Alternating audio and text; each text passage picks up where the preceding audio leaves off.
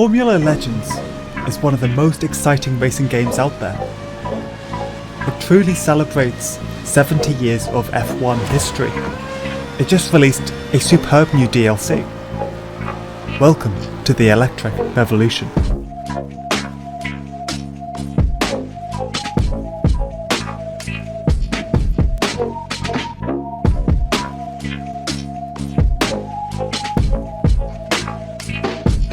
Let's get racing. Formula Legends is a great arcadey racing game. Its new Formula E pack for £7.99 comes with 3 generations of race cars and 6 official racetracks.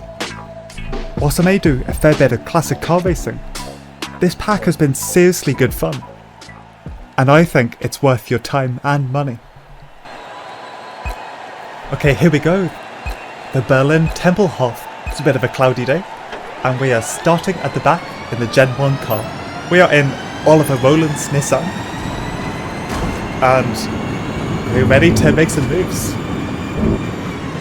Going around the outside, making a bit of contact there. Up to 7, with a bit more contact with the Cooper. And again.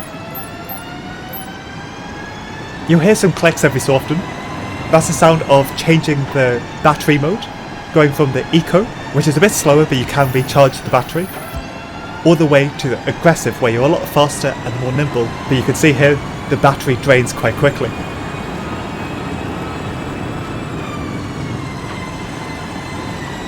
"3D Clouds" has done a lot of DLC for this game. One of the more recent was its F126 car that introduced the new package and is quite a good way to learn the new style of racing that you see on TV. Whilst I haven't seen every Formula E race, I do enjoy the racing. At one point I did see it in Battersea Park. So it's great that there's a pick up and play version of the series. Whilst you can use a steering wheel, these electric cars drive quite nicely on controller, especially with the higher battery modes. Although they don't feel that different between generations.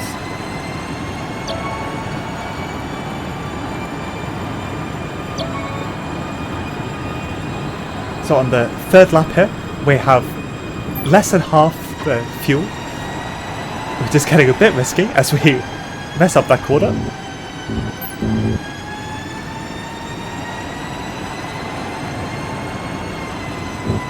Clipping the curb there and hitting the barrier.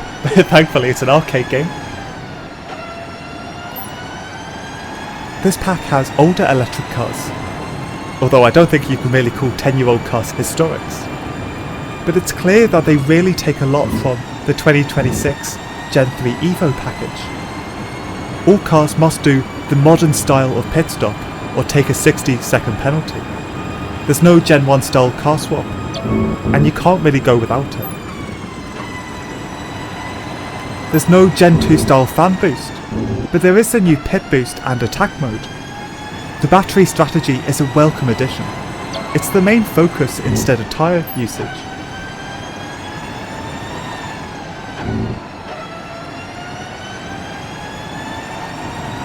Going down the back straight, not much fuel left, just about 14. Now down to just 10. To the pit line at about 6% of fuel left. That was a bit closer than I expected.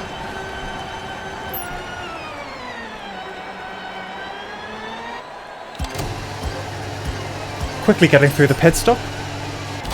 We can fuel up completely here, but we want to leave as quickly as possible for the track position.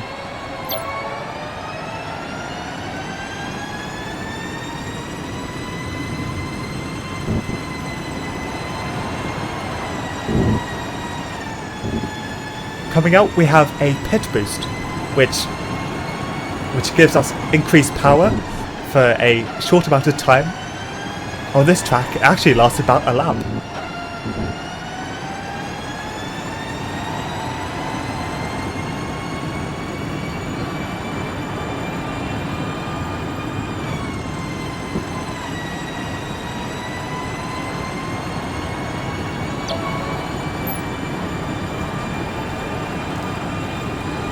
just past Buemi as he left the pits.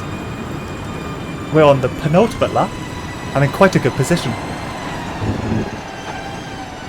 I will say that attack mode is a bit peculiar. You go through the 2 zones on each track, but the added power only unlocks when you get the attack mode bar up to 100% instead of crossing the 2 lines. I like it, but it's a weird addition for an official pack. Also, in longer races where you have both attack modes, there's no strategy, they're the same length. But we make our way onto the last lap. The 2 drivers ahead have pitted, so we are now in first place.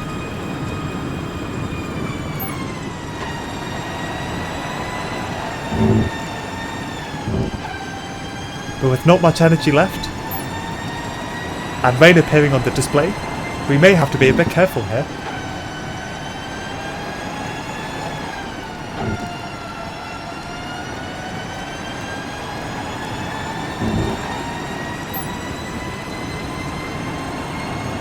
Down the back straight for the final time, round in the last corners,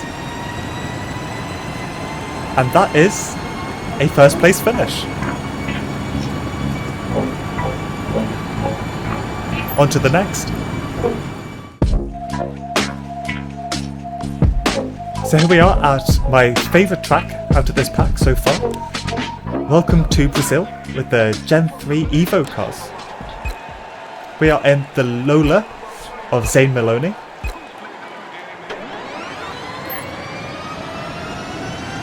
Accelerating quickly off the mark. Into the chicane we are up to about 8th. Really hugging the inside, but that gave us quite a good run. As you can see, this is an officially licensed pack, and for the first time, every car and driver here is from the proper 2026 lineup. No fake names, no fake liveries, and no mods needed. This could be an exciting revolution, a turning point for Formula Legends. If they're trusted enough for Formula E, could we see more real racing series in this game, like F2, sports cars, or even IndyCar? I'll have to wait and see. On the second lap now we are up to 6th place.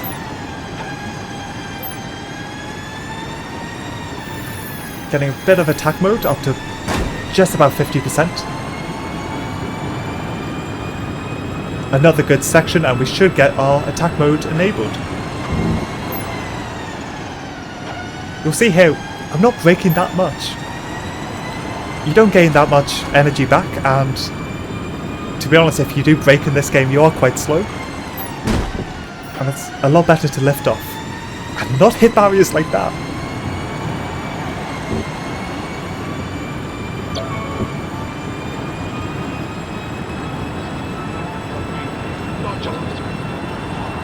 De Vries is coming to the end of his power.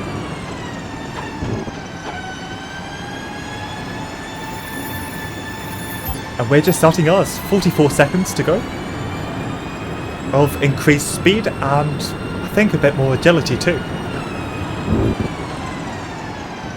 We're taking a slightly longer race so that we can see the new dynamics in better detail, with more battery planning and 2 attack modes with no tyre concerns.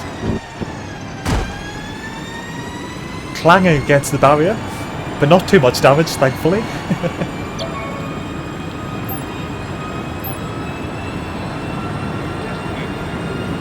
Getting into the slipstream here. Going far too deep into turn 1, but not making too much of a mess.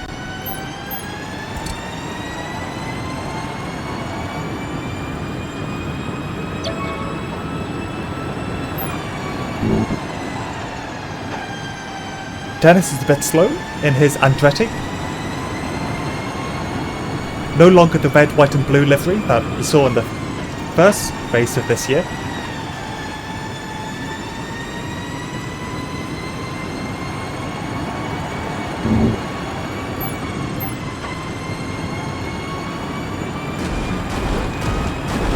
That's an interesting line.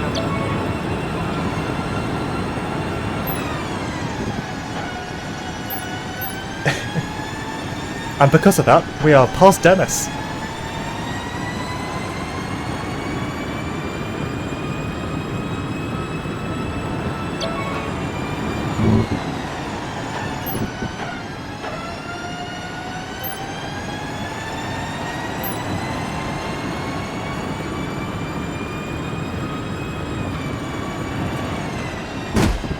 Again, hitting that barrier.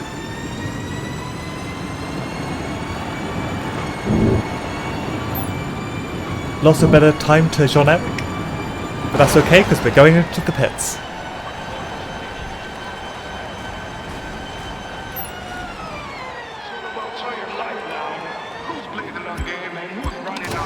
Gaining a bit more energy in the pit stop, but not too much. Again, really hoping for track position more than anything else.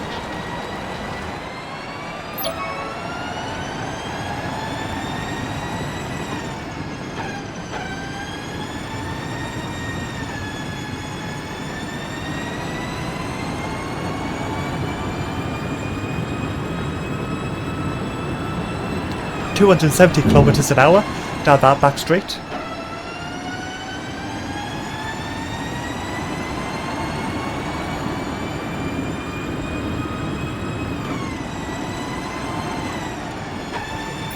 It's an absolute roller coaster through some of these corners. It's so quick. Coming to the end of the pit boost. Now just having to rely on 50% fuel.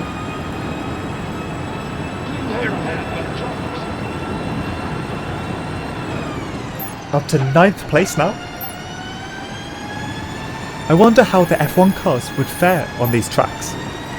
I could imagine that the modern aero machines could do okay, especially as they already drive on a different version of the China layout.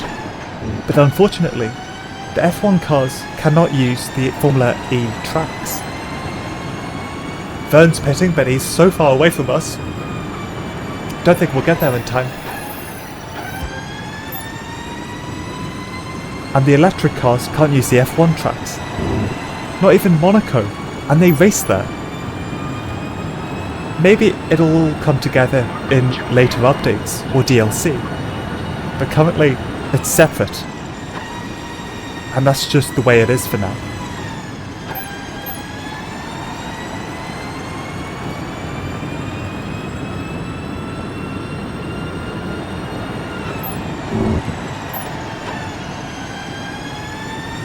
So close to the Citroen. Getting into the slipstream. Going into the corner. Nearly making contact. Instead of making contact with the barrier.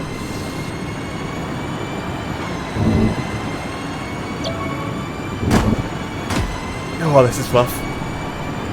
But we're still ahead. Just getting past De Vries. We're up to 5th. Slightly deep there again.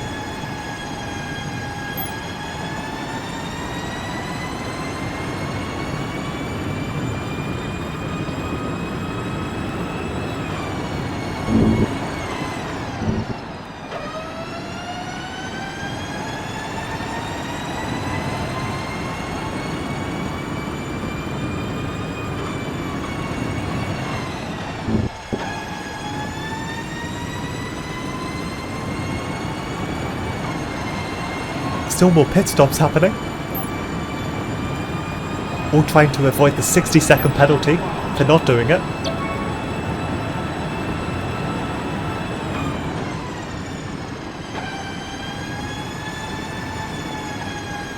And with that, we're on to the podium. Just half a lap to go.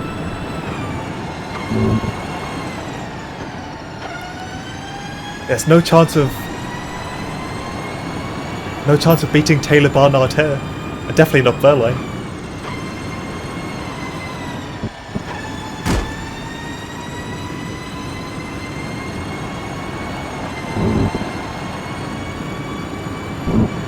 Okay, coming to the line, we have far too much fuel actually. Could have burnt that off.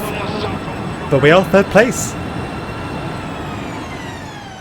So to sum up everything, whilst this DLC is called an electric evolution, this could be a revolution in the making for Formula Legends.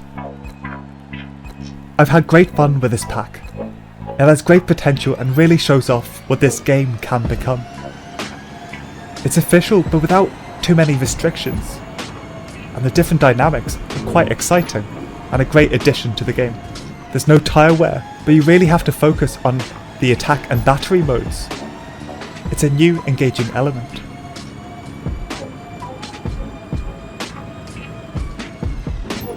However, this pack really focuses on 2026.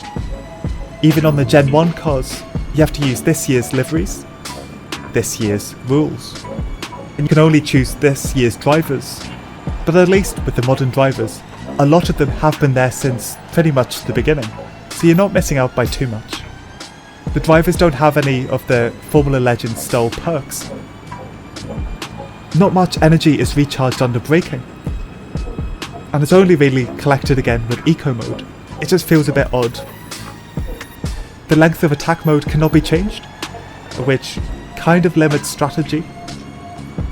There are 6 fun tracks, but why can't the Formula E cars do F1 tracks, and vice versa? It would be fun to see Monaco and other venues like that. Controls don't feel too different from Gen 1 to Gen 3. It may be good to have a bit more variation between these cars, just to keep things exciting. And lastly, if you have already started a Formula 1 story mode, you can't start the Formula E one at the same time, even though they are separate sections of the game. It's like it's one file. I hope that gets changed so that you can enjoy both at the same time. But yeah, there are a few negatives, but for £7.99, it has been really good fun. As a Formula E fan and a Formula Legends fan, it's just a joy to drive. This Sunday, I'm going to be live streaming this game and having a bit more of a go with the Formula E cars and potentially some of the other ones. I'll update you with timings through the channel posts. In the meantime, if you want to watch anything and everything historic sim racing, I've got you covered. Whether you want true and exciting motorsport stories, celebrations of amazing cars, or just want to watch someone properly having fun, there's a video or a past live stream that's perfect for you. As always, if you have any tips, recommendations, stories, or just fancy saying hi, feel free to leave a comment or just a like. But until next time, thanks for watching. I've been Historic Sim Racing, and I'll see you next time.